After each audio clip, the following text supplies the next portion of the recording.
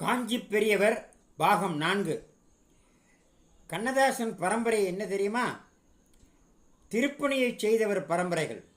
கண்ணதாசனின் கொள்ளு தாத்தா ஏகாம்பரநாதர் கோயில் திருப்பணியை செய்தவர். கண்ணதாசனின் தாத்தா காமாட்சி கோவில் திருப்பணியை செய்தவர். கண்ணதாசனின் தகப்பனார், இது புரிகிறதா என திருவாய் மலர்ந்தெழுந்தார் பெரியவர். தேவர் மனம் தெளிந்தவராய் பெரியவரை வணங்கி விடைபெற்று நேராக மருத்துவமனைக்கு சென்றார்.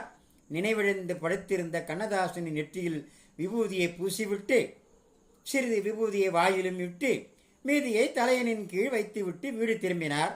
அவர் சிந்தனையெல்லாம் கண்ணதாசன் நினைவு திரும்பி நடந்ததை அறிந்து என்ன சொல்வாரோ என்று பயத்தோடே இருந்தது.